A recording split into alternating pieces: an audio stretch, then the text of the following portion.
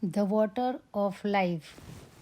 A king was very ill, and no one believed that he would come out of it with his life.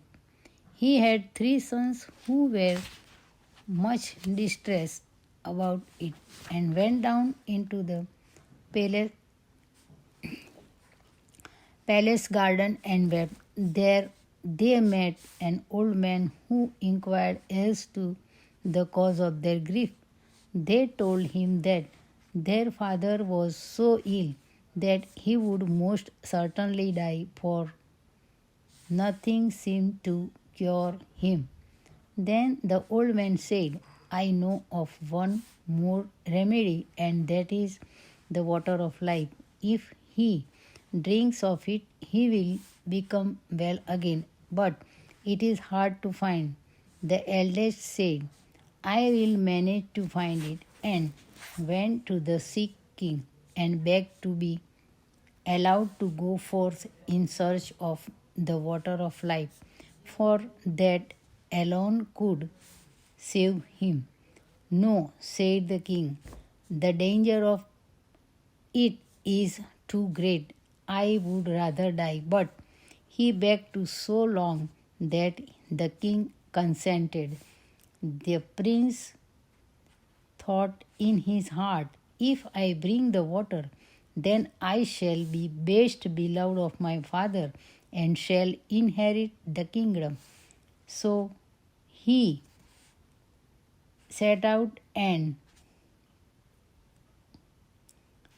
when he had ridden forth a little distance, a dwarf stood there in the road who called to him and said, Whither way to fast so fast? Silly shrimp, said the prince, very haughtily. It is nothing to you, and rode on. But the little dwarf had grown angry and wished an evil wish. Soon after this, the prince entered ravine, and the further he rode, the closer the mountains drew together, and at last the road became so narrow that he could not advance a step further. It was impossible either to turn his horse or to dismount from the saddle, and he was shut in there as if in prison. The sick king waited long for him, but he came not. Then the second son said, Father, let me go forth to seek the water, and thought to himself, if my brother is dead, then the kingdom will fall to me. At first the king would not allow him to go either, but at last he yielded. So the prince set out on the same road that is his brother had taken, and he too met the dwarf, who stopped him to ask whither he was going in haste.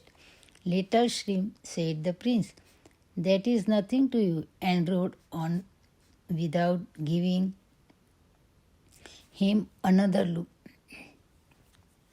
But the dwarf bewitched him, and he, like the other, got into the ravine and could neither go forward nor backwards. So fair, haughty people.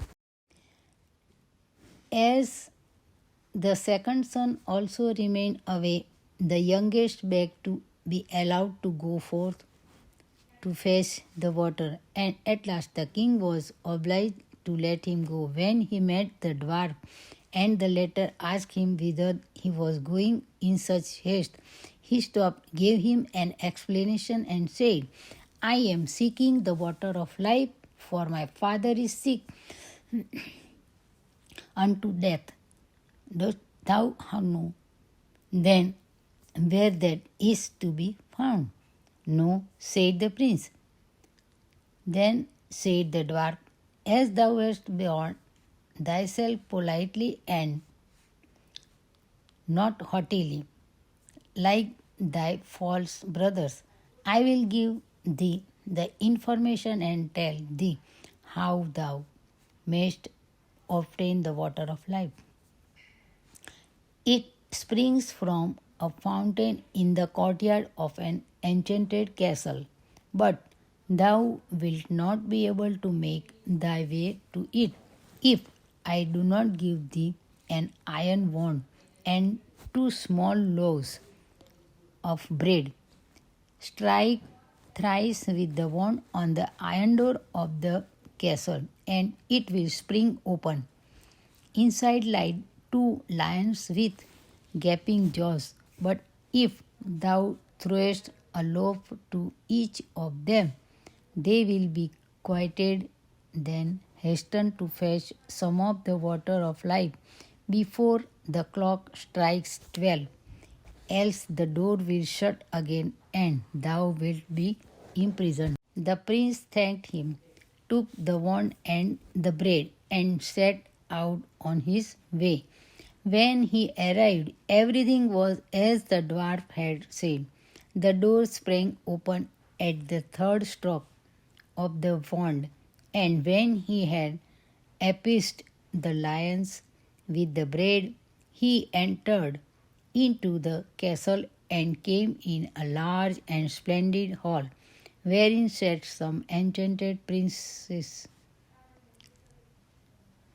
whose rings he drew off their fingers. A sword and a loaf of a bread were lying there, which he carried away. After this, he entered a chamber in which was a beautiful maiden who rejoiced when she saw him, kissed him, and told him that he had delivered her and should have the whole of her kingdom, and that if he would return in a year, their wedding should be celebrated. Likewise, she told him where the spring of water of life was, and that he was to hasten and draw some of it before the clock struck 12. Then he went onwards and at last entered a room where there was a beautiful newly made bed, and as he was very weary, he felt inclined to rest a little, so he lay down and fell asleep. When he awoke, it was striking a quarter to 12. He sprang up in a fright, ran to the spring, drew some water in a cup which stood near, and hastened away. But just as he was passing through the iron door, the clock struck 12, and the door fell to with such violence that it carried away a piece of his heel. He, however, rejoicing at having obtained the water of life, went homewards and again passed the dwarf. When the latter saw the sword and the loaf, he said, with this thou hast won great wealth. With the sword thou canst slay whole armies, and the bread will never come to an end. But the prince would not go home to his father without his brothers, and said, dear dwarf, canst thou not tell me where my two brothers are? They went out before I did in search of the water of life, and have not returned. They are imprisoned between two mountains, said the dwarf. I have condemned them to stay there, because they were so haughty. Then the prince begged until the dwarf released him. He warned him, however, and said, beware of them, for they have bad hearts. When his brothers came, He rejoiced and told them how things had gone with him, that he had found the water of life and had brought a cupful away with him, and had delivered a beautiful princess who was willing to wait a year for him, and then their wedding was to be celebrated, and he would obtain a great kingdom. After that, they rode on together and chanced upon a land where war and famine reigned, and the king already thought he must perish, for the scarcity was so great. Then the prince went to him and gave him a loaf, wherewith he fed the satisfied the whole of the king his kingdom. And when the prince gave him the sword also, wherewith he slew the hordes of his enemies, and could now live in rest and peace. The prince then took back his loaf and his sword, and the three brothers rode on. After this, they entered two more countries where war and famine reigned, and each time the prince gave his loaf and his sword to the kings, and had now delivered three kingdoms. And after that, they went on board a ship and sailed over the sea. During the passage, the two eldest conversed apart and said, "The youngest has found the water of life, and not we. For that our father will give him the kingdom which belongs to us, and he will rob us of all our fortune." They began to seek revenge and plotted with each other to destroy him. They waited until once when they found him fast asleep. Then they poured the water of life out of the cup and took it for themselves, but into the cup they poured salt sea water. Now, therefore, when they arrived at home, the youngest took his cup to the sick king in order that he might drink out of it and be cured. But scarcely had he drunk a very little of the salt water, then he became still worse than before.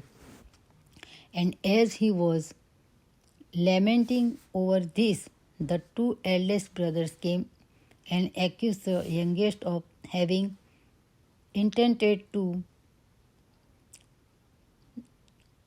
poison him, and said that they had brought him the true water of life and handed it to him. He had scarcely tasted it when he felt his sickness departing, and became strong and healthy as in the days of his youth.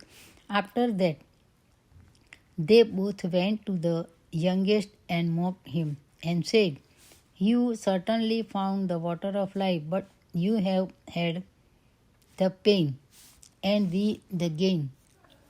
You should have been sharper, and should have kept your eyes open. We took it from you while you were asleep at sea. And when a year is over, one of us will go and fetch the beautiful princess. But beware that you do not disclose aught of this to our father. Indeed, he does not trust you, and if you say a single word, you shall lose your life into the bargain. But if you keep silent, you shall have it as a gift." The old king was angry with his youngest son and thought he had plotted against his life. So he summoned the court together and had sentence pronounced upon his son that he should be secretly short. And once, when the prince was riding forth to the chase, suspecting no evil, the king's huntsman had to go with him. And when they were quite alone in the forest, the huntsman looked so sorrowful that the prince said to him, "Dear huntsman, what ails you?" The huntsman said, "I cannot tell you, and yet I ought." Then the prince said, "Say openly what it is. I will pardon you." "Alas," said huntsman, "I am to shoot you dead. The king was ordered me to do it." Then the prince was shocked and said, "Dear huntsman, let me live. There I give you my royal garments. Give me your common ones in their stead." The huntsman said, "I will willingly do that. Indeed, I should not have been able to shoot you." Then they exchanged clothes and the huntsman returned home. The prince, however, went further into the forest. After a time, 3 wagons of gold and precious stones came to the king for his youngest son, which were sent by the 3 kings who had slain their enemies with the prince's sword, and maintained their people with his bread, and who wished to show their gratitude for it. The old king then thought, "Can my son have been innocent?" and said to his people, "Would that he were still alive! How it grieves me that I have suffered him to be killed." "He still lies," said the huntsman. "I could not find it in my heart to carry out your command," and told the king how it had happened. Then a great weight fell from the king's heart, and he had it proclaimed in every country that his son might return and be taken into favor again. The princess, however, had a road made up to her palace, which was quite bright and golden, and told her people that whosoever came riding straight along it to her would be the right wooer and was to be admitted, and whoever rode by the side of it was not the right one and was not to be admitted. As the time was now close at hand, the eldest son thought he would hasten to go to the king's daughter and give himself out as her deliverer, and thus win her for his bride and the kingdom to boot. Therefore he rode forth, and when he arrived in front of the palace, he saw the splendid golden road.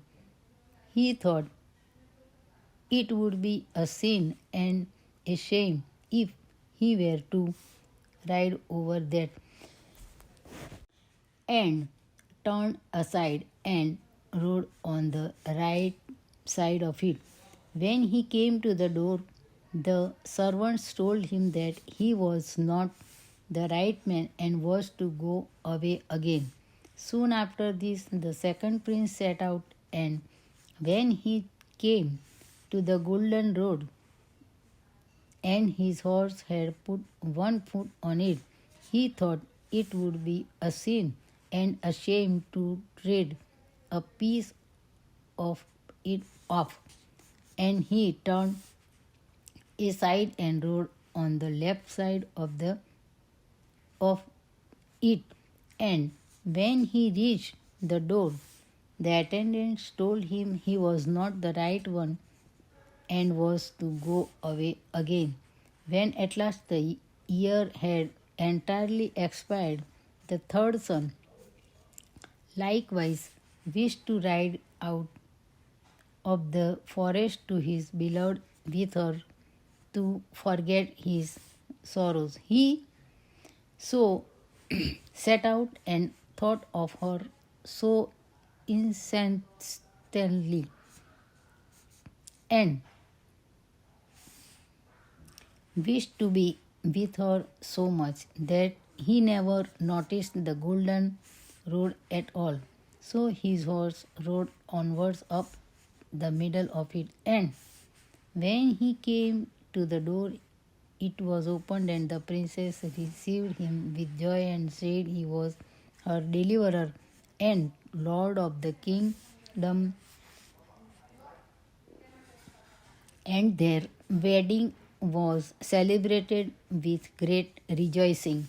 When it was over, she told him that his father invited him to come to him and had forgiven him. So he rode thither and told him everything, how his brothers had betrayed him and how he had nevertheless kept silence. The old king wished to punish them, but they had put to sea and never came back as long as they lived.